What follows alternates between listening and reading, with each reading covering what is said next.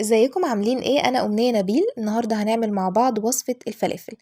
اول حاجة هنكون محتاجين كيلو من الفول المدشوش منقوع لمدة 12 ساعة على الاقل، بصل متقطع، خضرة عبارة عن بقدونس، كزبرة، شبت وكرات، فصوص من التوم ورغيف عيش.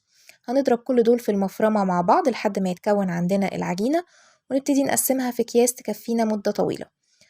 باخد الكيس اللي أنا هاعمله، الكمية اللي هاعملها باحط عليها بيضة، وانتوا لو مش حابين البيض ممكن تضربوه في الخلاط لحد ما يكون هش، بس أنا بحب أضيف بيضة، وطبعا ساعتها بضيف التوابل اللي هي ملح وفلفل، ما بضيفش التوابل في المفرمة.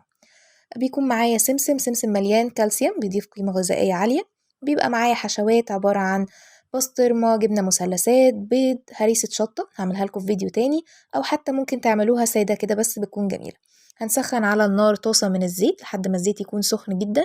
بنبتدي ننزل فيه الفلافل سواء سادة أو المحشية بالحشوات اللي قلنا عليها. أول ما نحطها على النار بنهدي النار عشان تستوي من جوه، متطلعش من جوه عجينة ومن بره محروقة، ونبتدي نقلب فيها على النار الهادية لحد ما نوصل للون اللي احنا عايزينه. طبعًا انتوا لو مش حد ما عندوش مفرمة تقدروا تعملوا العجينة دي في الكبة أو الخلاط، بس ساعتها بنضيف الخضرة والبصل الأول ونفضل نضربهم لحد ما يوصلوا زي ما يكون مَيّة كده، ونضيف الفول واحدة واحدة عشان الخلاط أو الكبة بتاعتنا ما تبوظش. الكمية طبعًا حاجة موفّرة جدًا، يعني أنا من كيلو واحد بس من الفول المدشوش بحوالي تقريبًا 30 جنيه، عملت كمية أكياس رهيبة تكفّيني مدة طويلة جدًا. انتم ممكن برضه تعملوا كده، بتطلع حلوة جدًا، بتبقى هشة وأحسن من بتاعة برّه، صابحة، نضيفة، مضمونة، انتِ عاملاها في البيت بزيت نضيف.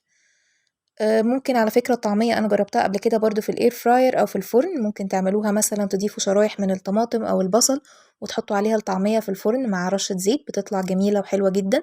طبعًا اللي في الزيت أحلى، بس الفرن يعني بديل صحي وطبعًا للتوفير عشان الزيت دلوقتي بقى أسعاره مهولة برضه. زي ما انتم شايفين كده هي طالعة معانا، تبقى الجبنة سايحة وفيها بيض ففيها قيمة غذائية عالية. تقدروا تضيفوا أي حشوات تعجبكم، أو زي ما قُلت لكم إن انتم تعملوها سادة. جربوها وقولوا لي رأيكم، وبألف هنا وشفا.